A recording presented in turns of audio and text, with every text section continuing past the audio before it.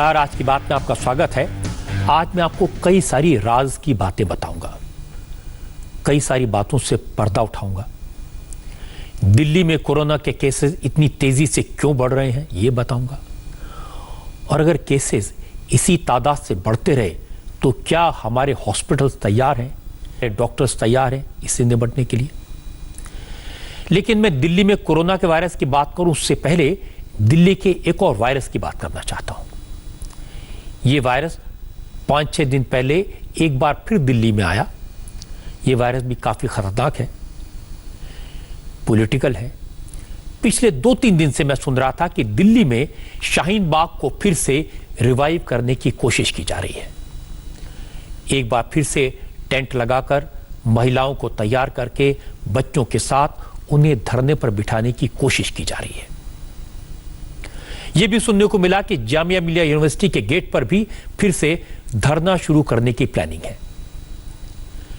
मैंने India TV के reporter से कहा कि पता लगाएं, क्या वाकई में ऐसी कोशिश हुई, क्या वाकई में ऐसा कोई प्लान है, कौन है इस कोशिश के पीछे और पुलिस क्या कर रही है। जब हमारे रिपोर्टर्स ने इस मामले की जांच की तो जो बातें सामने आई वो मैं आपको एक एक करके बताता हूं। पहली बात ये सही है कि 3 जून को यानी कल जो गुजर गया उस दिन शाहीन बाग में धरना शुरू करने की एक बड़ी कोशिश की गई थी। यह कोशिश चुपचाप की गई, खुफिया तरीके से की गई ताकि पुलिस को भनक भी ना लगे और अचानक लोग इकट्ठे हो जाएं। पिछले 4 दिन से व्हाट्सएप मैसेजेस भेजकर लोगों से प्रोटेस्ट ज्वाइन करने को कहा गया था। हमारे रिपोर्टर्स ने बताया इस कैंपेन का नाम रखा गया था सब याद रखा जाएगा। पुलिस को चकमा देने के लिए इस बार पुराने व्हाट्सएप ग्रुप या पुराने ट्विटर हैंडल्स का इस्तेमाल नहीं किया गया। इस बार नए नामों से नए व्हाट्सएप ग्रुप बनाए गए। हमारे रिपोर्टर्स ने इसमें से बहुत सारे मैसेजेस ढूंढ कर निकाले। आप देख सकते हैं कि असली प्लान को छुपाने के लिए, पर्दे के पीछे रखने के लिए इस प्लान को एक नेशन वाइड प्रोटेस्ट का नकाब पहनाया गया। ये कुछ मैसेजेस हैं जो आप अपने टीवी स्क्रीन पर देख रहे हैं। इनसे पता चला कि पिछले 4-5 दिनों से शाहीन बाग और जामिया के इलाकों में घरों में गुपचुप मीटिंग्स भी चल रही थी।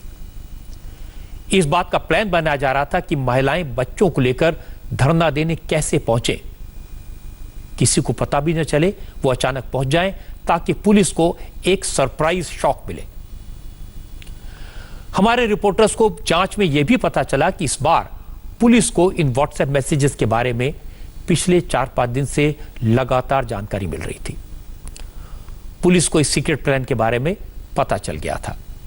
पुलिस हरकत में आई और शाहीन बाग में फोर्स तैनात कर दी गई। जिस जगह धरना करने वाले अपना तंबू लगाने वाले थे वहां पुलिस ने अपना टेंट लगा दिया।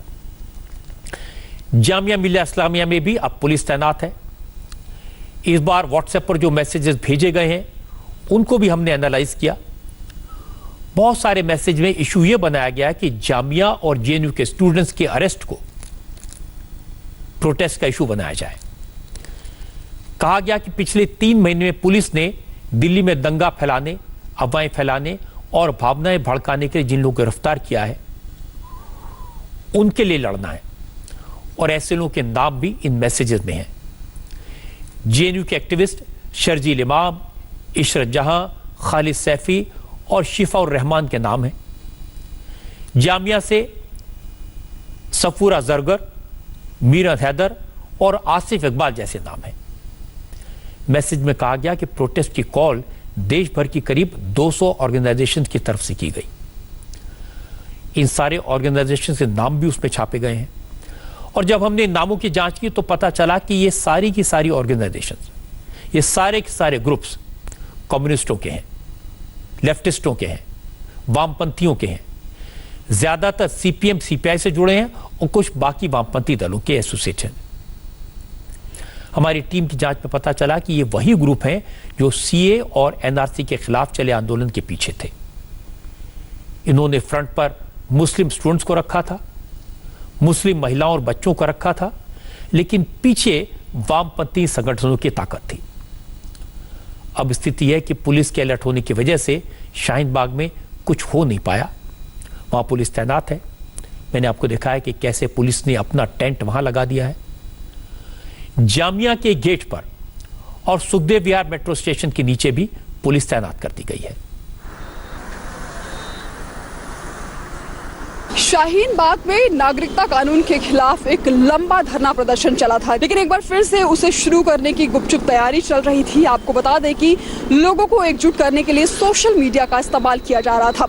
व्हाट्सएप पर संदेश भेजे जा रहे थे, लेकिन जैसे ही इस बात की जानकारी खुफिया एजेंसी साथ ही दिल्ली पुलिस को हुई, ऐसे में ये सिक्योरिटी जो सुरक्षा बल हैं वो तुरंत चौकन्ने हो गए। आपको बता दें कि बीते दिन यहाँ पर बड़ी तादाद में जो सुरक्षा बल है उन्हें तैनात किया गया था। लगातार निगरानी रखी जा रही है। पिछले दिसंबर से लेकर मार्च तक एक लंबे अरसे तक धरना प्रदर्शन चला था। इस पूरे रोड को ब्लॉक किया जा चुका था। यहाँ पर आवाजाही पूरी तरह से रुक चुकी थी, लेकिन एक बार फिर से जो सुरक्षा बल हैं वो किसी भी तरीके के रिस्क नहीं लेना चाह रहे हैं। वो पहले से ही इस बार तैनात हैं। दीक्षा पांडे ने शाहीन बाग की तस्वीर दिखाई। जामिया भी मैंने आपको बताया कि पुलिस ने निगरानी बढ़ा दी है, फोर्स तैनात कर दी है। हमारे संवाददाता सोनू जामिया में थे और कुमार सोनू की रिपोर्ट देखेंगे तो आपको पता चलेगा वहां कैसा तैयारी की गई है। दिल्ली में लॉकडाउन से पहले सीएए और एनआरसी के विरोध में लगातार जामिया विश्वविद्यालय के बाहर प्रदर्शन चल रहा था, जिसके चलते प्रदर्शनकारियों ने एक तरफ की सड़क को बंद किया हुआ था। फिलहाल सोशल मीडिया पर और ट्विटर पर यहां पर दोबारा से प्रदर्शन करने की जो मैसेज हैं वो लगातार वायरल हो रहे थे, जिसके एहतियात बरतते हुए दिल्ली पुलिस ने यहां पर पुलिस के अतिरिक्त जवान तैनात किए हैं। साथ ही साथ तमाम जो सोशल मीडिया है उन पर दिल्ली पुलिस पैनी निगाह बनाए हुए है कि किसी भी तरीके से कोई भी मैसेज वायरल ना हो और किसी भी तरीके से प्रदर्शनकारी एक बार फिर जामिया विश्वविद्यालय के बाहर ना जुट सकें। फिलहाल यहाँ की स्थिति देखें तो बिल्कुल स्थिति सामान्य है। दोनों तरफ का जो ट्रैफिक है वो सामान्य है और इस वक्त आमतौर की तरह जो है ट्रैफिक चल रहा है। किसी भी तरह से कोई भी प्रदर्शनकारी यहाँ पर नहीं पहुँचा है, लेकिन दिल्ली पुलिस ने एहतियात बरतते हुए यहाँ पर जगह जगह पुलिस के जवान तैनात किए हुए हैं और किसी भी तरीके से प्रदर्शनकारियों को यहाँ इकट्ठा नहीं होने देने की इन जवानों को हिदायत दी गई है। फिलहाल शाहीन बाग और जामिया दोनों ही जगह जो स्थिति है वो बेहद सामान्य है। असल बात यह कि जो लोग नरेंद्र मोदी को चुनाव में हरा नहीं पाए वो इस बात पर बड़े खुश थे कि सीए एनआरसी के नाम पर उन्होंने देश भर में मुस्लिम महिलाओं को आगे रखकर एक आंदोलन खड़ा कर दिया। जब कोरोना का वायरस फैला तो ये लोग शुरू में इस खतरे को मानने को तैयार नहीं थे। अगर ये कोरोना का ये वायरस पहले चीन में न फैला होता, इसकी वजह से यूरोप और अमेरिका में इतने लोग न मरे होते, तो शायद ये लोग कह देते उनके आंदोलन को खत्म करने के लिए मोदी जी ये वायरस ले आए। पर कुछ दिन में उन्हें भी समझ आ गया कि ये वायरस वाकई में महामारी है, पूरी दुनिया का संकट है, खतरनाक है। धरने पर बैठने वाली महिलाएं भी अपनी और अपने बच्चों की जान का रिस्क तो नहीं ले सकती थी। वामपंथी बड़े दुखी थे कि धरने प्रदर्शन फिजल आउट हो गए, लेकिन क्या करते, देश में लॉकडाउन था। अब जब से लॉकडाउन खोलने की तैयारी हुई है, जब से पाबंदियां हटा ली गई हैं, तो फिर से धरना शुरू करने की कोशिश की गई। ऐसा धरना जिसमें महिलाएं और बच्चे बैठें ताकि पुलिस के हाथ बंधे रहें, कोई एक्शन न लिया जाए। जितने भी व्हाट्सएप मैसेज चले उनका मकसद यही था, लेकिन वक्त बदल गया। इन लोगों के साथ डील करते करते अब पुलिस भी काफी कुछ समझ गई है। धरने की तैयारी करने वालों के बीच पुलिस के मुखबिर है, इसलिए अब ज्यादातर बातें सामने आ जाती हैं। इसलिए अब यह वायरस ज्यादा नहीं फैल पाएगा। लेकिन दिल्ली में कोरोना का वायरस तेजी से फैल रहा है और इस पर काबू पाना मुश्किल हो रहा है। दिल्ली में कोरोना वायरस के 23,000 से ज्यादा मामले सामने आ चुके हैं। 600 से ज्यादा लोगों की मौत हो चुकी है और रोजाना कभी 1,000, कभी 1,200 और अब तो 1,500 तक नए केसेस डिटेक्ट हो रहे हैं। सवाल है कि दिल्ली में अचानक ऐसा क्या हो गया? आखिर केसेस इतनी तेजी से क्यों बढ़े? और पहले डेथ रेट काफी कम था, स्लो था, अचानक बढ़ कैसे गया? तो इस पर आज मैंने दिल्ली के बड़े बड़े हॉस्पिटल्स के डॉक्टर से बात की, हेल्थ एक्सपर्ट से चर्चा की और दिल्ली सरकार के हेल्थ मिनिस्टर से भी जानकारी ली। केस बढ़ने को लेकर 2-3 बातें कॉमन हैं। पहला, दिल्ली में नए केस आना अनएक्सपेक्टेड नहीं है, ऐसा होना ही था। लॉकडाउन के खुलने के बाद पूरी दिल्ली में कामकाज शुरू हो चुका है, सारी इकोनॉमिक एक्टिविटीज जारी हैं और ज्यादातर जगह ये दिख रहा है कि लोग सोशल डिस्टेंसिंग को फॉलो नहीं करते। इसलिए फिजिकल डिस्टेंस के जरिए वायरस को कंटेन करने के जो तरीके थे वो नाकाफी साबित हो रहे हैं। लेकिन एक परेशानी की बात यह कि दिल्ली में अभी कोरोना का पीक नहीं आया, यानी अभी कोरोना के केसेस और बढ़ेंगे। दिल्ली में इस वक्त 14 दिनों में कोरोना के केसेस डबल हो रहे हैं, 5% के हिसाब से कोरोना के केसेस बढ़ रहे हैं और ये ट्रेंड पिछले 1 महीने से इसी तरह बना हुआ है, ये स्लो नहीं हुआ। इसका मतलब ये कि अगर इस वक्त दिल्ली में 23,000 केसेस हैं तो अगले 14 दिन में ये 46,000 भी हो सकते हैं और ये तब है जब कोरोना का पीक, कोरोना का हाईएस्ट थ्रेट अभी आना बाकी है। पर इस सिचुएशन पर दिल्ली के हेल्थ मिनिस्टर की बातों को आपको ध्यान से सुनना चाहिए। दिल्ली में पिछले कुछ दिनों से लगातार काफ़ी केसेज आ रहे हैं, पर एक्सपेक्टेड है, मतलब जो भी हैं कि लगभग 5% पर डे की ग्रोथ है और अभी भी जो डबलिंग रेट है वो 14 दिन के करीब चल रहा है और ये काफ़ी दिनों से, पिछले 1-1.5 महीने से जो डबलिंग रेट है वो 14 दिन का चल रहा है। तो अभी स्टेबल कह सकते हैं, पर हम एक्सपेक्ट करते हैं किसी तरीके से डबलिंग रेट कम हो तो ताकि डिक्लाइन आए। इसका मतलब डिक्लाइन अभी नहीं आया है, अभी पीक भी नहीं आया। पीक आने के बाद ये स्लो डाउन होगा। स्लो डाउन का मतलब डबल जो आपके 14 दिन में ये 20 दिन या 25 या 30 दिन पे पहुंच जाएंगे। सर, लगातार आप भी, मुख्यमंत्री भी और तमाम जो दिल्ली के मंत्री हैं सभी पूरी नज़र बनाए हुए हैं स्थिति पर, लेकिन क्या वजह हो रही है कि आंकड़े इस तरह बढ़ रहे हैं? जिस तरह सबसे रिकॉर्ड तोड़ आंकड़े पिछले 24 घंटे में सामने आए, तो वजह क्या सामने आ रही है? देखिए, सिंपल सा तरीका होता है इसका। अगर एक आदमी इन्फेक्टेड है और वो इन्फेक्शन से ठीक होने से पहले अगर मैं मान लें तो 2 ही लोगों को इन्फेक्ट कर रहा है, तो जब एक था तो 2 ही होते। आज अगर 10,000 हैं तो अगले आने वाले 14 दिन में 20,000 हो सकते हैं।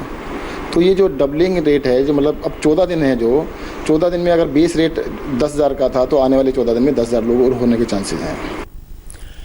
कितने केसेस हैं इसका मतलब ये नहीं कि हालत कितनी खराब है। अलग अलग शहरों में, अलग अलग राज्यों में, अलग अलग परिस्थितियों में ये हो सकता है। राम मनोहर लोहिया के हॉस्पिटल के डॉक्टर्स भी कहते हैं कि दिल्ली में आबादी ज़्यादा है, डेंसली पॉपुलेटेड है और लॉकडाउन के बाद अब लोग थोड़े लापरवाह हो गए हैं तो वायरस का खतरा बढ़ा है। डेंसली पॉपुलेटेड सिटीज होती हैं, जैसे दिल्ली है, मुंबई है, न्यूयॉर्क है, यहाँ पे हमेशा जो रिस्क है वो ज़्यादा रहता है क्योंकि घनत्व ज़्यादा है, पॉपुलेशन डेंसिटी ज़्यादा है, तो सोशल डिस्टेंसिंग कम हो जाती है। प्लस एक और चीज़ है, जो शहर हैं वो व्यवसाय के लिए बने हैं मुख्यतः, और सभी लोग, जैसे लॉकडाउन खुला है तो सब लोग अपने अपने व्यवसाय के लिए जाते हैं। और इवन लॉकडाउन के टाइम हम देख रहे थे कि बहुत सारे लोग एसेंशियल सर्विसेज में इन्वॉल्व थे, तो उनको तो काम करना ही है। उनको अब जैसे जो लोग अस्पताल में कार्यरत हैं तो उनको अस्पताल में आना ही है। सिमिलरली जो लोग बीमार हैं वो अपने उपचार के लिए भी आएंगे, तो यहाँ पर जो रिस्क है इन्फेक्शन का वो बढ़ जाता है। तो इसीलिए जो हाई डेंसिटी पॉपुलेशन वाले हैं उनमें केसेस बढ़ेगा। इसलिए डेफिनेटली इस टाइम हम बहुत क्रिटिकल स्टेज पे हैं और इस टाइम हर वक्त से ज़्यादा इस टाइम हमें ज़रूरत है कि हम इन चीज़ों का ध्यान रखें और हमें एक इंडिविजुअल लॉकडाउन की ज़रूरत है। इंडिविजुअल लॉकडाउन से तात्पर्य है कि हम अपनी तरफ से जो भी चीज़ असेंशियल नहीं है वो ना करें।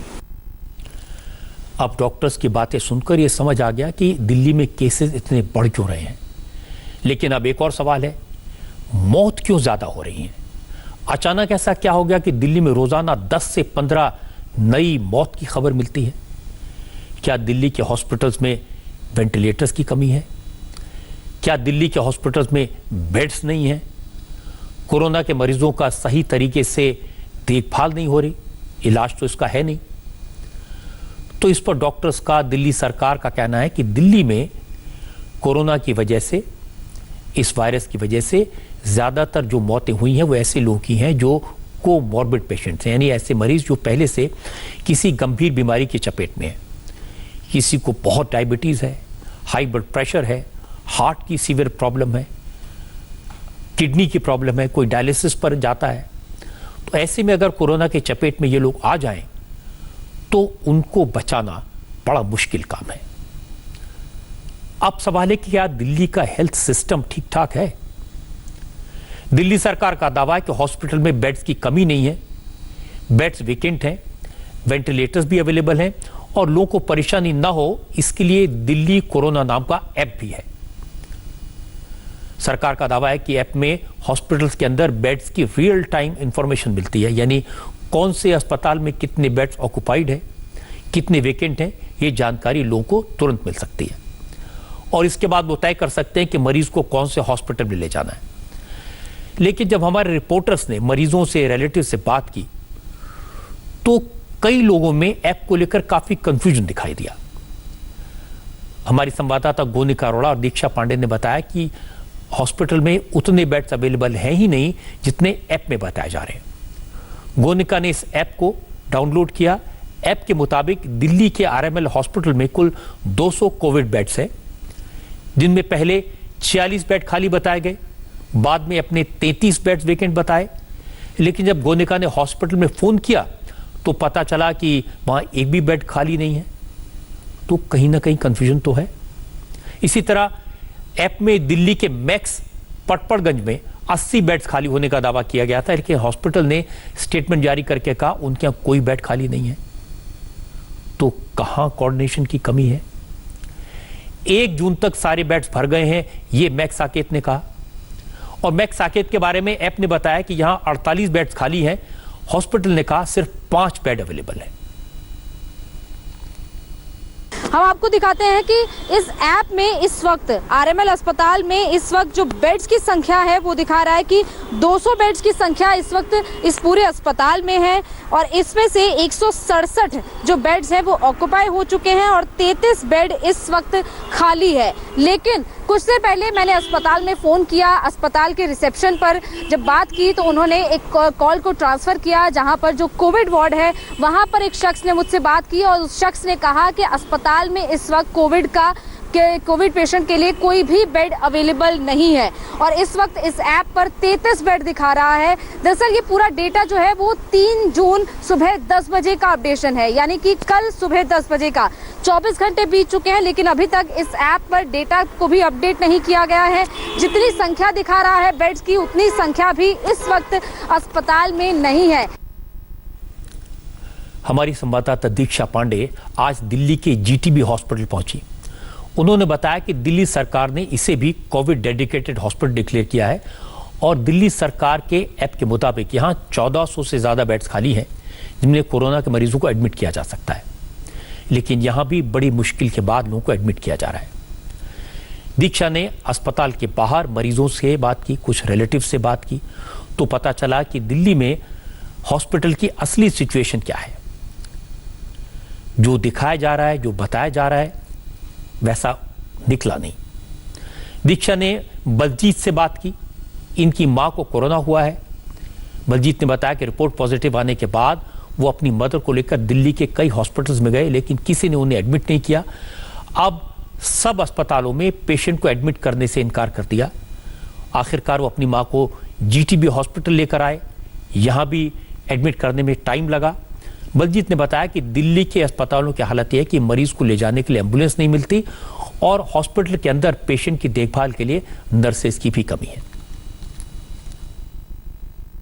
इस वक्त मैं जीटीबी अस्पताल में हूँ और मैं आपको दिखा रही हूँ इसमें जो ऑक्यूपाइड बेड दिखा रहा है वो 48 दिखा रहा है और साथ ही वैकेंट जो है वो 1452 दिखा रहा है। लेकिन फिलहाल यहाँ पर जो ज़मीनी हकीकत है वो बिल्कुल इसके उलट नज़र आ रही है। दरअसल अस्पताल के प्रशासन की तरफ से हमसे कोई बातचीत नहीं हो पाई है। मैंने उनसे बातचीत करने की कोशिश की लेकिन वो कैमरे पर सामने नहीं आए हैं। फिलहाल मैंने यहाँ के जो तमाम पेशेंट्स हैं, कोरोना पेशेंट्स हैं, उनके परिवारों से बात की, तब उन्होंने असली कहानी बताई। उन्होंने बताया कि किस तरह से उन्हें यहाँ पर आने के बाद से बेड की कमी होने की बात कही गई। मम्मी का जब पॉजिटिव केस आया था तो फिर हमने परसों आया था 1 तारीख को, तो हमने LNGP पता किया, RML पता किया और मैक्स हॉस्पिटल पता किया और जो दिल्ली गवर्नमेंट की जो ऐप थी ना उस पर जितने थे सब पे पता किया। तो वो तो वहाँ पे LNGP दिखा थे 1100 बेड ऑक्युपाइड, मतलब खाली थे। पर जब हम वहाँ गए लेके तो वहाँ पे बोले एक भी बेड खाली नहीं है। क्या बोला? वहाँ बोले यहाँ पे बेड ही खाली नहीं और दूसरे हॉस्पिटल लेके चले जाओ। फिर हम मैक्स में लेके गए। हॉस्पिटल में यही बोला था आपको? हाँ, मैक्स में गए, मैक्स में तो मना ही कर दिया। ठीक है। और फिर एक गंगाराम था, गंगाराम में फ़ोन कॉन्टैक्ट किया, वो ऐप में देखा था 15 बेड खाली है, पर एक भी बेड नहीं दिया गया, बोला कि पेशेंट नहीं है, मतलब फुल है। फिर उसके बाद हमें यहाँ लेके आना पड़ा। फिर यहाँ पे 3-4 घंटे लग गए एडमिट कराने में। इधर से उधर 9 बजे लेके आए थे, 2 बजे तक एडमिशन हुआ। फिर उसके बाद ICU में जो डॉक्टर ने देखा, फिर कल रात में एक डॉक्टर आया वार्ड पे, उसके बाद कोई डॉक्टर नहीं आया। मेरी मम्मी को चक्कर आ रहे हैं, आंखें नहीं खुल रही है, और फिर मेरी मम्मी कोरोना पेशेंट है और मेरे को ही उनको वॉशरूम लेकर जाना पड़ रहा है, और इवन वहाँ कोई हेल्प भी नहीं कर रहा, नर्स भी हेल्प नहीं कर रही है, बस एक दवाई दे रहे हैं, उल्टी आ रही है, फिर दवाई दे रहे हैं, और डॉक्टर आ ही नहीं रहा है। मतलब उससे बोल दिया कि डॉक्टर, कल 3 बजे से हम वेट करें डॉक्टर का, अभी तक डॉक्टर नहीं आया, बस इंजेक्शन दे रखा है और कुछ खाने के लिए भी कुछ भी नहीं दिया। चीटिंग तो है ही, सब कुछ देखिए, साफ साफ दिख ही रहा, हम तो खुद भोग रहे हैं इस चीज़ को। और हमने कॉल भी किया 1039 पे, कोई हमें हेल्प नहीं हुई, फिर हम अपने आप ही ले गए, इवन वैन वाला भी नहीं आया, फिर मम्मी को अपनी स्कूटी से ले गया मैं हॉस्पिटल। ये सही है कि ऐप को लेकर कुछ कन्फ्यूजन हो सकता है, नया ऐप है या हॉस्पिटल की इन्फॉर्मेशन उस तक ना पहुंची हो, और बहुत सारे मरीजों को परेशानी भी हुई है, और एक भी मरीज को अगर हॉस्पिटल में परेशानी होती है तो ये सबके लिए चिंता की बात है। लेकिन मैं आपको ये बताता हूं कि इस पूरे मामले में अरविंद केजरीवाल का क्या कहना है। अरविंद केजरीवाल ने 2 बातें बताई। पहली तो ये कि जब से ये ऐप लागू हुआ है, जब से ऐप एक्टिवेट हुआ है, तब से हजारों लोग हॉस्पिटल्स को कांटेक्ट कर रहे हैं, हॉस्पिटल में आना चाहते हैं। केजरीवाल का कहना यह है कि वो लोगों से गुजारिश कर रहे हैं कि हॉस्पिटल ना आए, किसी भी कोरोना के पेशेंट को, किसी भी कोरोना के मरीज को हॉस्पिटल आने की जरूरत नहीं है, सरकार उनके घर में ही उनको मदद करने का इंतजाम करेगी। उनका यह भी कहना है कि अगर किसी को सांस की प्रॉब्लम है, ज्यादा गंभीर बात है, अगर वो कोरोना पॉजिटिव आया है तो सरकार को इन्फॉर्म करे। सरकार की टीम उस व्यक्ति के घर पर आएगी, उनको बताएगी कि घर में उनको 14 दिन कैसे रहना है। दिन में 2 बार डॉक्टर्स फोन करेंगे, मरीज का हाल पूछेंगे, और अगर ज्यादा तबीयत खराब होगी, हॉस्पिटल में एडमिट कराने की जरूरत होगी, तो ही उसको हॉस्पिटल लाया जाएगा। क्योंकि हॉस्पिटल में भी इस बीमारी का कोई इलाज तो नहीं होता। हॉस्पिटल में ज्यादा से ज्यादा ऑक्सीजन दी जाती है या फिर पैरासीटामोल दी जाती है। अब केजरीवाल ने एक नई बात बताई। उन्होंने कहा कि 2-4 दिन में सरकार इस बात की कोशिश कर रही है कि जो कोरोना के पेशेंट्स हैं उनको ऑक्सीजन भी घर पर देने का इंतजाम किया जाए, क्योंकि जो कोरोना पॉजिटिव होते हैं उनकी परेशानी सिर्फ एक ही होती है, सांस लेने में तकलीफ, ऑक्सीजन ठीक से नहीं मिलती। अगर घर पर ऑक्सीजन से काम नहीं चलेगा तभी किसी को हॉस्पिटल में एडमिट किया जाएगा। लेकिन हमारे रिपोर्टर्स डॉक्टर से लगातार बात कर रहे हैं, और डॉक्टर्स ये मानते हैं कि ये सारी बातें करने की जरूरत है, ये सब कुछ करने की जरूरत है, क्योंकि केसेस बढ़ रहे हैं। सफदरजंग हॉस्पिटल के मेडिकल सुपरिटेंडेंट भी इस बात को मानते हैं कि दिल्ली की सिचुएशन बिगड़ रही है, हॉस्पिटल में मरीजों की तादाद बढ़ रही है, प्रेशर बढ़ा है, इसलिए इसका कुछ तो करना पड़ेगा। मैं थोड़ा सा चिंतित भी हूँ अपने हॉस्पिटल को लेके भी। इतने ज़्यादा पेशेंट्स आ रहे हैं कि हमें समझ नहीं आ रहा कि हम कहाँ पे उनको एकोमोडेट करें। जहाँ तक तैयारी का सवाल है, मैं सोचता हूँ सभी अस्पतालों में तैयारी तो किया गया है, तैयारी में कोई कमी नहीं है। वेंटिलेटर्स हमारे पास आ गए हैं और वेंटिलेटर्स आ रहे हैं। मैन पावर इज एवरेज जो होना चाहिए है, लेकिन नंबर ऑफ पेशेंट्स बहुत ज़्यादा है, तो we are not able to handle that particular crowd. As a medical superintendent Safdarjung hospital, मेरे लिए सबसे बड़ा चिंता का विषय है कि ये जो बेड्स इतने नंबर बढ़ते जा रहे हैं, मैं क्या एकोमोडेट करूंगा। ट्राइजिंग में उसको स्टेबलाइज कर देते हैं हम, इमरजेंसी मेडिसिन दे के, ऑक्सीजन थेरेपी दे के, फिर उसके बाद हमें चैलेंज आता है where to admit this patient. But हम कोशिश में लगे हुए हैं, जितना हो सकता है उतना कर रहे हैं और आगे भी करेंगे। दिल्ली के Rajiv Gandhi super speciality hospital के डायरेक्टर ने बताया कि उनके पास 500 बेड्स का इंतजाम है, इससे और बढ़ाने का प्लान है। लेकिन अच्छा यही होगा कि मरीज फिलहाल होम आइसोलेशन में रहकर इलाज करवाएं, हॉस्पिटल आने की जरूरत नहीं है। अगर ज्यादा क्रिटिकल केस होगा तो फिर हॉस्पिटल में एडमिट किया जाएगा। आजकल क्या हो रहा है अभी खास तौर पर कि मरीज आते हैं और टेस्ट कराया, और टेस्ट करा के वो जैसे ही रिपोर्ट उनके हाथ में पॉजिटिव की आती है तो वो तुरंत अस्पताल की तरफ आते हैं।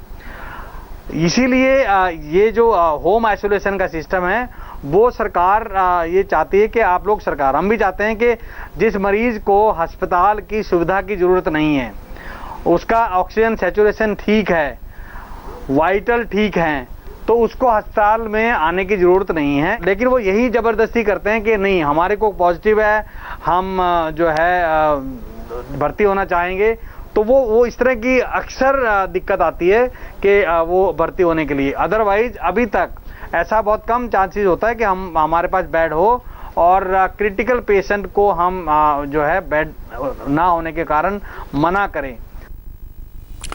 तो डॉक्टर भी वही बात कह रहे हैं जो केजरीवाल कह रहे हैं, लेकिन असल में लोगों के मन में डर इतना ज़्यादा है, कोरोना के वायरस का खौफ इतना ज़्यादा है कि उनको लगता है कि घर में रहेंगे तो कुछ गड़बड़ ना हो जाए, हॉस्पिटल में रहेंगे तो बेहतर होगा। लेकिन मैं आपसे यही अपील करूंगा, दिल्ली में रहने वाले कोशिश करें कि घर पर रहें, घर पर मदद लें, डॉक्टर आपसे दिन में 2 बार बात करेंगे, अगर क्रिटिकल होगा तो हॉस्पिटल में जाएं। अब दूसरा सवाल है कि जो कोरोना का ऐप है, इसका डेटा और जो हॉस्पिटल से डेटा मिलता है, ये फर्क क्यों है? हमने दिल्ली के हेल्थ मिनिस्टर से पूछा, उन्होंने बताया कि कई लोग ऐप पर बेवजह विजिट कर रहे हैं और उसकी वजह से सही इंफॉर्मेशन नहीं मिलती। सत्येंद्र जैन ने यह भी कहा कि ऐप को अगर अपडेट नहीं किया जाएगा तो सब कुछ लाइव रहेगा। उनकी बात भी सुन लीजिए।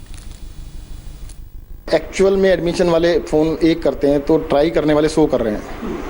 तो बहुत सारे पत्रकार फ़ोन कर रहे हैं, बहुत सारे के झूठ बोल रहे हैं कि मेरे पिताजी हैं, मेरी बहन है, मेरी माताजी हैं, तो बड़ा कन्फ्यूजन क्रिएट कर दिया गया है। तो कईयों को हो सकता है इस वजह से बोलना पड़ता है, इतनी ज़्यादा मतलब क्या होता है, इस तरह के इंक्वायरी कर करके फ्लड कर रहे हैं, ये भी एक गलत काम है। अगर कोई वाकई में सीरियस है, उसको प्रॉब्लम है, वो कॉन्टैक्ट करना चाहते हैं तो लाइन में तो आप लगे हुए हैं। और जहाँ तक अगर किसी का डाटा कम ज़्यादा है, उसको हम लाइव करने जा रहे हैं। अभी तक क्या था कि दिन में 2 बार अपडेट होता था, अब उसको हम लाइव कर रहे हैं। आज केंद्र सरकार और दिल्ली सरकार, इन दोनों के हेल्थ मिनिस्टर्स की आपस में बात हुई। हर्षवर्धन और सत्येंद्र जैन, दिल्ली में टेस्टिंग कितनी हो रही है, दिल्ली में इलाज हॉस्पिटल में कितना हो रहा है, केंद्र सरकार के अंडर जो हॉस्पिटल आते हैं उनमें मरीजों का कैसा है, क्या हाल है, ये जो कॉन्वर्सेशन थी ये आप सुनिए। सत्येंद्र जी, एक मिनट ध्यान से सुनिए जरा। एक टेस्टिंग की लेबोरेटरी से 710 लेबोरेटरीज हमने क्रिएट की हैं। एक दिन में 1,40,000 टेस्ट हम क्रिएट कर रहे हैं। और आज भी दिल्ली में जो हमने जो डीएसटी के अंदर बायोटेक्नोलॉजी में लैब्स क्रिएट किए, वहाँ पर आज भी सैंपल्स नहीं पहुँच रहे हैं। तो जो सिस्टम के अंदर जो चीज़ें क्रिएटेड हैं, आपको और लैब्स खोलनी है, आप खोल लीजिए, हम उसके लिए सपोर्ट करेंगे आपको, ऐसा नहीं है। बट डोंट ब्लेम जो इंस्टीट्यूशनलाइज्ड मैकेनिज्म्स हैं, रिप्यूटेड मैकेनिज्म्स हैं, और आप जो पैथोलॉजिस्ट जो टेस्ट करते हैं, they are all highly qualified people. कोई किसी पॉजिटिव को नेगेटिव कहने का आपको कोई अधिकार नहीं है, किसी नेगेटिव को पॉजिटिव कहने का कोई अधिकार आपको नहीं है। इसलिए we don't want to get into these controversies, we have to go by the professional opinions. असल में केंद्र सरकार और दिल्ली की सरकार को, दिल्ली के हेल्थ मिनिस्टर को और केंद्र सरकार के हेल्थ मिनिस्टर को किसी तरह की सियासत में, राजनीति में नहीं पड़ना चाहिए, किसी तरह टकराव नहीं होना चाहिए। ये बीमारी ऐसी है, इसको जब तक सब लोग मिलकर नहीं लड़ेंगे तब तक इसका कोई रास्ता नहीं निकलेगा। दिल्ली में केसेस कितने बढ़ेंगे, दिल्ली में कोरोना वायरस पीक पर कब पहुंचेगा, इसका जवाब तो कोई नहीं दे सकता, न केंद्र सरकार, न राज्य सरकार, न डॉक्टर, न हॉस्पिटल के मालिक। अनलॉक शुरू हुआ है, सोशल डिस्टेंसिंग टूट रही है, मार्केट खुले हैं, इंडस्ट्रियल एक्टिविटी भी शुरू हो गई है, बसें चल रही हैं, देश भर से ट्रेनें दिल्ली में आ रही हैं, फ्लाइट्स आनी शुरू हो गई हैं। और जब पाबंदियां हटती हैं तो लोगों की लापरवाहियां भी बढ़ती हैं, सावधानी कम होती है, केसेस तो बढ़ेंगे। दिल्ली में करीब 8,000 से ज्यादा मरीज घर पर रहकर अपना इलाज कर रहे हैं। इनसे सीखने की जरूरत है। और मैं मानता हूं कि इस वायरस से लड़ने में किसी सरकार ने कोई कसर नहीं छोड़ी है, सबकी तैयारी है। कुछ ऐसे केसेस जरूर सामने आए दिल्ली में जहां लोगों को लगता है कि उनके साथ जुल्म हुआ, उनको हॉस्पिटल में एडमिट नहीं किया गया, डेथ हो गई, लेकिन दो बातें समझनी है। एक तो ये कि ज्यादातर डेथ ऐसे लोगों की हुई है जो पहले से किसी गंभीर बीमारी से, लंग्स की बीमारी से, किडनी की बीमारी से, हार्ट प्रॉब्लम पर परेशान थे। और दूसरी बात यह कि अभी भी बड़ी तादाद में लोग लास्ट मिनट में डॉक्टर्स को बताते हैं, और जब तक डॉक्टर्स को पता चलता है तो बात हाथ से निकल चुकी हो। इस सब के बावजूद मैं इतना कहूंगा कि अगर एक भी पेशेंट को इलाज नहीं मिलता, हॉस्पिटल में जगह नहीं मिलती, उनकी मदद वक्त पर शुरू नहीं होती, तो सारे किए कराए पर पानी फिर जाता है। इसीलिए दिल्ली लोगों को यह समझने की जरूरत है कि हॉस्पिटल पर प्रेशर न बढ़ाएं, जब तक संभव हो घर में रहकर इलाज कराएं, जब बहुत ही क्रिटिकल हो जाए तो हॉस्पिटल जाएं।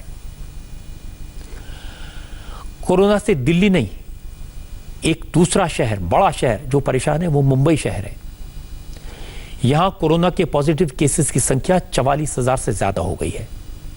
और जैसा आपने थोड़ी देर पहले डॉक्टर्स की बात सुनी थी, दिल्ली, मुंबई ऐसे शहर हैं जहां डेंसिटी बहुत है, जहां पॉपुलेशन ज्यादा है। पिछले 24 घंटे में मुंबई में 1442 नए केसेस आए और 48 लोगों की मौत हुई। लेकिन मुंबई को 2 दिन से एक और मुसीबत ने परेशान किया हुआ है, पहले तूफान और अब बारिश। तूफान से तो मुंबई बच गई, पेड़ गिरने के अलावा इस तूफान से मुंबई में बहुत ज्यादा नुकसान नहीं हुआ। लेकिन तूफान की वजह से मुंबई में जो बारिश हो रही है, उसकी वजह से शहर में कई जगह वाटर लॉगिंग हो गई है। आज सुबह से मुंबई के कई इलाकों में रुक रुक कर बारिश हुई, जिसकी वजह से शहर की लो लाइंग एरियाज में पानी जमा हो गया, गाड़ियां खराब हो गई, कई जगह ट्रैफिक जैम के हालात हो गए। सायान, किंग सर्कल, घोड़बंदर जैसे इलाकों में 1 से 2 फीट पानी भरा हुआ है। गनीमत ये रही कि दोपहर के बाद बारिश रुक गई। आज बारिश के दौरान मुंबई के हालात इसलिए भी खराब हुई क्योंकि समंदर में हाई टाइड की चेतावनी की वजह से ड्रेनेज सिस्टम को बंद करना पड़ा था, जिसकी वजह से पानी निकल नहीं पा रहा था। थोड़े बहुत पानी का जो क्षमता है वो कम जरूर हुई है, लेकिन मुश्किल अभी भी है। पिछले घंटे भर से लेकर 1.5 घंटे तक का वक्त हो चुका है, पानी रुका हुआ है बारिश का। और इस वक्त देखिए बीएमसी के कर्मी पाइप लगा रहे हैं कि जो कोशिश करेंगे ये पानी हटे, लेकिन इस वक्त हाई टाइड का वक्त है। हाई टाइड के वक्त जो ड्रेनेज सिस्टम है वो पूर्णतः बंद है, क्योंकि समंदर का पानी शहर में ना घुस पाए, इसीलिए ड्रेनेज सिस्टम बंद किया जाता है। और ये कारण और ये मुसीबत सबसे अधिक उस वक्त होती है जब भी शहर में हाई टाइड होती है समंदर में। उस वक्त शहर का पानी नालों के जरिए बाहर नहीं निकल सकता। और स्थिति ऐसी है कि घंटे भर से जो लगातार बारिश हो रही थी, जब हाई टाइड का वक्त खत्म नहीं हो जाता है तब तक ड्रेनेज सिस्टम खोला नहीं जाएगा। अब ऐसा तो नहीं है कि वाटर लॉगिंग प्रॉब्लम कोई मुंबई ने पहली बार देखी है, हर साल यही होता है, हर साल इसी तरह की बातें होती हैं। हैरानी की बात है कि वक्त पर नालों की सफाई नहीं होती, ड्रेनेज सिस्टम साफ नहीं किया जाता, और ये बार बार होता है। नतीजा ये कि थोड़ी सी बारिश होती है, मुंबई की रफ्तार थम जाती है। लेकिन मुंबई में राजनीति पूरी रफ्तार से चलती है। आज बीजेपी के नेता राम कदम ने घाटकोपर इलाके के पंतनगर नाले की तस्वीर अपने ट्विटर हैंडल से लोगों के साथ शेयर की। राम कदम ने आरोप लगाया कि बीएमसी हर साल नालों की सफाई पर करोड़ों रुपए खर्च करती है, फिर भी ऐसे हालात हैं, ऐसे बीएमसी को बताना चाहिए कि सारा पैसा जाता कहां है। यह वीडियो आज सुबह 11 बजे का है। एक और बीएमसी के अधिकारी दावा करते हैं कि करोड़ों रुपए खर्च करके नालों की सफाई की है। फिर यह नाला है या डंपिंग ग्राउंड है? कहां गए वो करोड़ों रुपए? और शिवसेना की बीएमसी में सत्ता है, वे क्यों चुप है? उन्हें इस बात का जवाब देना होगा। मुंबई जैसा इंटरनेशनल शहर थोड़ी सी बारिश में रुक जाता है, थम जाता है। हम बीएमसी से अनुरोध करते हैं कि मुंबई के नालों की सफाई वे तुरंत कर ले, और जो करोड़ों रुपए खर्च करने का उनका झूठा दावा है, वे पैसे कहां गए, इसका भी जवाब मुंबई की जनता को दें। अब्राहम कदम का वीडियो जब आया तो बीएमसी एक्शन में आई। नाले की सफाई के लिए जेसीबी मशीन लाई गई, सफाई कर्मचारी आए। नाले की सफाई के लिए जब सफाई कर्मचारी आए तो उन्होंने सफाई कर भी दी, लेकिन कब तक रहेगी सफाई कोई नहीं कह सकता। बीएमसी कर्मचारियों ने लोगों से कहा कि मदद करें, कहा कि कचरा और दूसरा सामान नाले में न डालें, लेकिन एक दिक्कत यह है कि बीएमसी से मशीनों के जरिए जो कचरा नाले से निकाला गया वो फिलहाल सड़क के किनारे रखा है, और जब तक ये वेस्ट हटाया नहीं जाएगा, डंपिंग ग्राउंड में ले जाया नहीं जाएगा, अगर बारिश फिर से हो गई तो ये कूड़ा फिर से नाले में चला जाएगा, सारी मेहनत बेकार। बीएमसी की मेयर किशोरी पेडनेकर ने जब इंडिया टीवी से बात की, हमारे संवाददाता पारस कोठारी ने सवाल पूछे तो उन्होंने एक बात बहुत ईमानदारी से स्वीकार की। मेयर के मुताबिक वो इस बात की गारंटी नहीं दे सकती कि मुंबई में वाटर लॉगिंग नहीं होगा। किशोरी पेडनेकर ने कहा कि मुंबई की ज्योग्राफिकल लोकेशन ऐसी है कि ज्यादा बारिश होने पर कहीं ना कहीं वाटर लॉगिंग तो होगा, लेकिन इस पर राजनीति नहीं होनी चाहिए। हमने कभी ऐसा दावा नहीं किया और करेंगे भी नहीं कि मुंबई में पानी भरेगा नहीं, क्योंकि मुंबई की सद्य स्थिति या मुंबई की जो परिस्थिति है, जो बट नेचुरल मुंबई जैसी है, उसमें हमने ब्रिमस्टोन का प्रयोग किया, वो भी यशस्वी हुआ है। उसमें हमने पंप का ये करते तो वो भी होते, तो भी जिस तरह से उनकी रचना है तो होते हैं, उसको कोई भी वो भी रहेंगे तो यही करेंगे, लेकिन अभी विपक्ष है तो उनको तो जीवित रहना है, उनको बात करना ही है।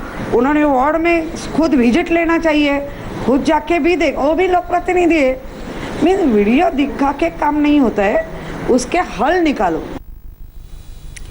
किशोरी पेडनेकर की इस बात की मैं तारीफ करूंगा कि वो कभी भी किसी सवाल को टालती नहीं है और किसी भी सवाल का वो बड़ी बेबाकी से जवाब देती हैं। अच्छी बात है, उन्होंने माना कि मुंबई शहर ही ऐसा है, इतनी डेंसिटी है, कभी ना कभी बारिश होगी तो वाटर लॉगिंग कहीं ना कहीं तो होगी, और ये बात भी सही है कि इस बात को लेकर राजनीति नहीं होनी चाहिए।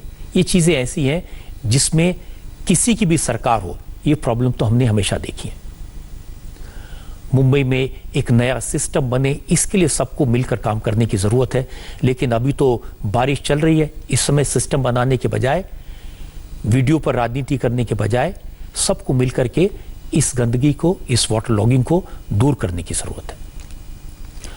जॉर्ज फ्लॉयड की जब से मौत हुई है तब से अमेरिका में गुस्सा तो है, वायलेंट प्रोटेस्ट हुआ था। अब 40 से ज़्यादा शहरों में कर्फ्यू लगा हुआ है, लेकिन प्रोटेस्टर्स इस कर्फ्यू को मानते नहीं। हजारों प्रदर्शनकारियों की भीड़ कर्फ्यू तोड़कर सड़कों पर उतर आती है। Washington, New York, Los Angeles, Seattle, West Coast, Portland, सब जगह से प्रदर्शन की जबरदस्त तस्वीरें हैं। हालांकि अब ज्यादातर जगहों पर जो प्रोटेस्ट है वो पीसफुल है। पोर्टलैंड के पायनियर स्क्वायर में हजारों की संख्या में प्रोटेस्टर्स आए और शांतिपूर्ण तरीके से प्रोटेस्ट किया। वेस्ट कोस्ट से भी प्रोटेस्ट की ऐसी तस्वीरें आई। यहाँ हजारों प्रोटेस्टर्स जॉर्ज फ्लॉयड को इंसाफ देने की मांग के लिए जमा हुए, सड़क पर बैठकर नारेबाजी की, रोड जरूर जाम कर दिया था। कैलिफोर्निया के लॉस एंजलिस में हजारों प्रोटेस्टर्स पोस्टर बैनर्स के साथ पहुंचे। उनके हाथों में black lives matter, black lives matter और टेक द पावर बैक ऐसे पोस्टर्स थे। न्यूयॉर्क से लगातार हिंसक प्रदर्शन की तस्वीरें आ रही हैं। इसके बाद न्यूयॉर्क में हिंसा रोकने के लिए कर्फ्यू लगाया गया था। 2 दिन से शहर में कर्फ्यू लागू है, लेकिन प्रोटेस्ट चल रहा है। तेज बारिश के बावजूद न्यूयॉर्क की सड़कों पर हजारों प्रदर्शनकारी उतरे। न्यूयॉर्क पुलिस ने प्रोटेस्टर को रोकने की कोशिश की। कई जगह पुलिस और प्रोटेस्टर के बीच झड़प हुई, लेकिन कर्फ्यू और पुलिस की वार्निंग के बाद भी लोग रुके नहीं। फिर पुलिस ने उन्हें कस्टडी में ले लिया। वैसे डोनाल्ड ट्रंप की सरकार ने न्यूयॉर्क पुलिस पर वायलेंट प्रोटेस्टर्स के साथ नरमी बरतने का आरोप लगाया है, लेकिन अब न्यूयॉर्क पुलिस प्रोटेस्टर्स के साथ थोड़ी सख्ती से पेश आती दिखाई दी और काफी लोगों को अरेस्ट किया गया। वॉशिंगटन में कर्फ्यू लगाया गया है, लेकिन प्रोटेस्टर देर रात तक प्रोटेस्ट करते रहे। पुलिस की सख्ती के बावजूद बड़ी संख्या में प्रदर्शनकारी कल रात व्हाइट हाउस के पास पहुंच गए। हालांकि व्हाइट हाउस की तरफ जाने वाली सड़कों पर अब बैरिकेड लगा दिए गए हैं। इसके बावजूद प्रदर्शनकारियों की भीड़ रुकी नहीं। पुलिस प्रोटेस्टर्स को भगाती रही, लेकिन जैसे ही पुलिस आगे बढ़ती है, प्रोटेस्टर्स फिर से आ जाते हैं। पुलिस इन लोगों को हटाने के लिए अब रबर बुलेट का इस्तेमाल भी कर रही है। पुलिस की सख्ती का एक और वीडियो अमेरिका में छाया हुआ है। सोशल मीडिया में इसकी काफी चर्चा हो रही है। लोग वॉशिंगटन पुलिस के रवैये को क्रिटिसाइज कर रहे हैं। दरअसल ऑस्ट्रेलिया के एक न्यूज चैनल के रिपोर्टर अपनी टीम के साथ प्रोटेस्ट को कवर कर रही थी। इसी दौरान पुलिस प्रोटेस्टर्स को पीछे की तरफ भगाने लगी। ये रिपोर्टर भी पीछे की तरफ भागी। विजुअल्स में दिखता है कि पुलिस ने रिपोर्टर्स को धक्का मारा। हालांकि रिपोर्टर ने पुलिस को बताने की कोशिश की थी कि वो मीडिया से है और रिपोर्टिंग कर रही है, लेकिन वॉशिंगटन पुलिस ने मीडिया टीम की बात नहीं सुनी और पुलिस की धक्का मुक्की में न्यूज चैनल के कैमरामैन को भी चोट लगी। और ये सब लाइव टेलीकास्ट हो रहा था। उस वक्त की रिपोर्ट में आपको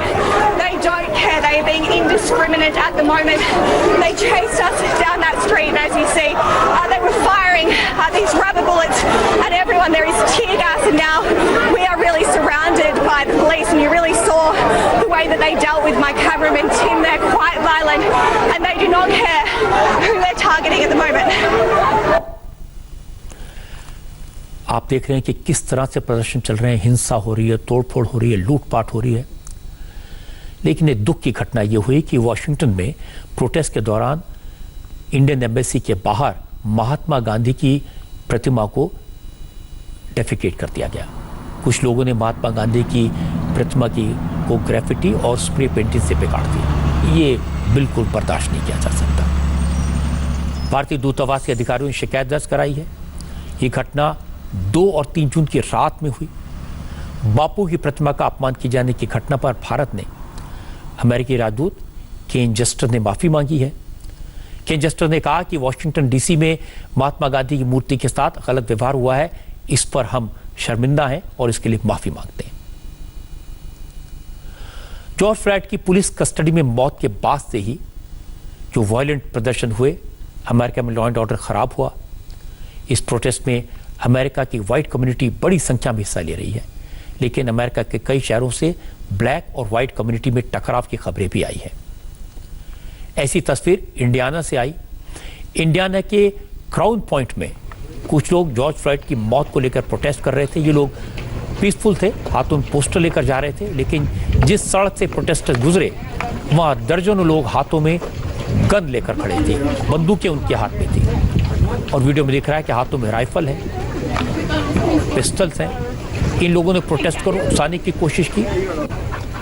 ये वीडियो मंडे का है, जो अब अमेरिका में बहुत लोग देख रहे हैं।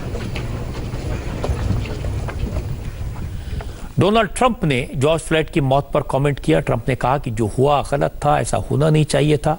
हालांकि ट्रंप ने प्रोटेस्ट कर रहे लोगों को सख्ती दिखाने की बात भी कही। ट्रंप ने कहा कि सड़कों पर जो कुछ हो रहा है उसके पीछे डेमोक्रेटिक पार्टी के लोग हैं और कई जगह कुछ सुपर लिबरल हैं।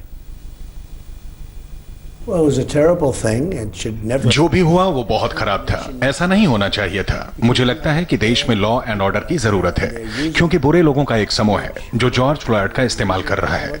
ये लोग और भी कई लोगों के नाम का इस्तेमाल करके तनाव पैदा करने की कोशिश कर रहे हैं। हमने स्थिति पर पूरा नियंत्रण रखा है, लेकिन ज्यादातर मामलों में डेमोक्रेटिक पार्टी के लोगों और मिनेपोलिस के लिबरल मेयर का रवैया ठीक नहीं है। पुलिस भाग रही है, ऐसा कभी नहीं हुआ। हमें मरहम लगाने की जरूरत है, लेकिन इसी के साथ मजबूती और सख्ती की भी जरूरत है। हमें अच्छी कानून व्यवस्था की जरूरत है। हमें मरहम लगाने की भी जरूरत है।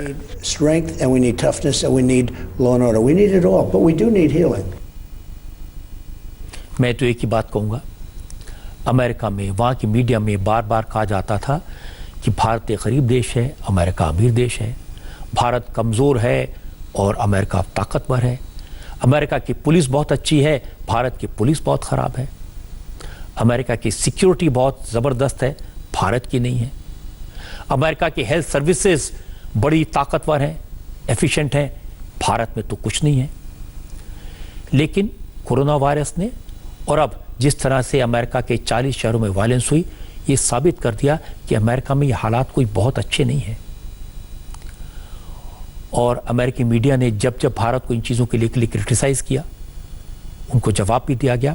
और आज मैं इनसे ये कहना चाहता हूँ कि जिनके घर शीशे के बने होते हैं, उन्हें दूसरों पर पत्थर नहीं फेंकने चाहिए। अब मैं आपको दिखाता हूँ हमारे देश के पुलिस सिस्टम में एक थानेदार की क्या हैसियत होती है। उत्तर प्रदेश के अंबेडकर नगर से जो तस्वीरें आई हैं, ये आप देखेंगे तो आप हैरान रह जाएंगे। ये वो थानेदार हैं जिनका ट्रांसफर हो गया है, लेकिन विदाई देने के लिए कैसा जुलूस निकाला गया, ये आप देखिए। सोशल डिस्टेंसिंग तो सवाल ही नहीं पैदा होता। असल में जिस पुलिस इंस्पेक्टर का ट्रांसफर हुआ, नाम है मनोज सिंह। ये बसखारी थाने के इंचार्ज थे। एक एमएलए की शिकायत पर इनका ट्रांसफर हुआ। इन्हें अपनी हैसियत दिखानी थी। मनोज सिंह ने अपने विदाई के जुलूस में पुलिस की सभी पेट्रोलिंग जीपों को बुलाया। उनकी अपनी जीप को फूल मालाओं से लादा गया, ये आप देख सकते हैं। लेकिन उनकी मुसीबत यहां खत्म नहीं हुई। जब ये वीडियो वायरल हुआ, मामला बड़े अफसर तक पहुंचा तो मनोज सिंह को सस्पेंड कर दिया गया। ऐसी एक तस्वीर वाराणसी से आई। लंका थाने के इंचार्ज अपने बर्थडे के मौके पर इतने खुश हो गए कि सारे कायदे कानून भूल गए, सोशल डिस्टेंसिंग करना भूल गए। ये थानेदार हैं भारत भूषण तिवारी। इन्होंने अपने ऑफिस में ही अपना जन्मदिन मनाया। कई लोगों को केक खिलाया। सब लोग पास पास खड़े थे। कई लोग ऐसे दिखाई दे रहे हैं जिन्होंने मास्क नहीं पहना हुआ। हैरानी की बात है कि वाराणसी में 20 से ज्यादा पुलिस वाले कोरोना पॉजिटिव हैं। कल ही एसएसपी का गनर भी कोरोना पॉजिटिव पाया गया था, लेकिन थानेदार साहब तो थानेदार हैं, सब बात को भूल गए और थाने में ही बर्थडे की पार्टी हुई, केक खिलाया गया और कोरोना वायरस को तो ये लोग भूल ही गए।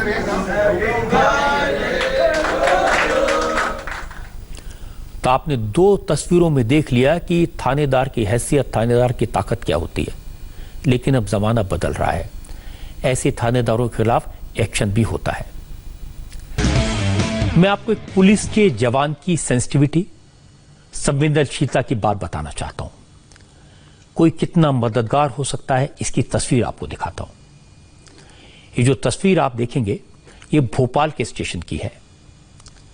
एक मां 3 महीने की बच्ची को लेकर ट्रेन से कर्नाटक से यूपी जा रही थी, लंबा सफर। बच्ची को दूध की जरूरत थी और 3 महीने की इस भूखी बच्ची की मां ने, साफिया हाशमी इनका नाम है, इन्होंने रेलवे पुलिस के जवान से कहा कि बच्ची के लिए दूध की जरूरत है। आरपीएफ का जवान इंद्र यादव मां की बात सुनकर दौड़ पड़ा। दूध लेने रेलवे स्टेशन के बाहर गया। जब तक वो दूध का पैकेट लेकर प्लेटफॉर्म पहुंचा, तब तक ट्रेन चल चुकी थी। लेकिन इंद्र यादव ने हार नहीं मानी, दौड़ लगाई। उसके एक हाथ में राइफल थी, दूसरे में दूध का पैकेट, और वो ये पैकेट इस बच्ची की मां को थमाकर ही माना।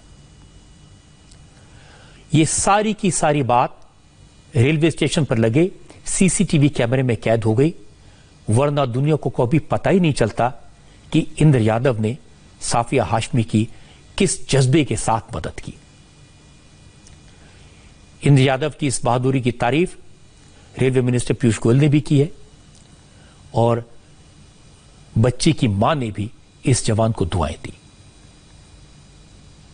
रास्ते में ये हुआ था कि मेरी बच्ची को भूख लगी थी, मेरे पास दूध नहीं था। फिर मैंने भुसावल में दूध के लिए बोला तो वहाँ पे पुलिस ने बोला कि मैं कुछ नहीं कर सकता हूँ। फिर मैं बहुत परेशान हो गई थी, मेरी बच्ची भूख को रोए जा रही थी। एक व्यक्ति देखा, सिपाही थे, उनका यादव सिंह जी था, तो मैंने उनसे बोला।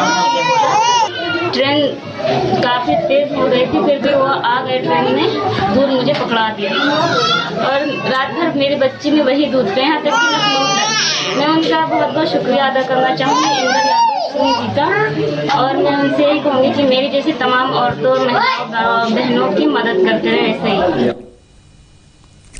वाकई में कोरोना वायरस के इस काल में जगह जगह से पुलिस के लोगों की ऐसी तस्वीरें आई हैं जिन्होंने साबित किया कि हमारी पुलिस संवेदनशील है। वो चाहें तो अच्छे बनकर लोगों की मदद कर सकते हैं। कुछ न कुछ ब्लैक शिप तो हर जगह होते हैं, लेकिन हमने पुलिस के लोगों को रोटियां बनाते देखा है, खाना बांटते देखा है, दवा पहुंचाते देखा है और वह एक बच्ची के लिए दूध पहुंचाते देखा। पुलिस के इस जज्बे को सलाम करने का वक्त है।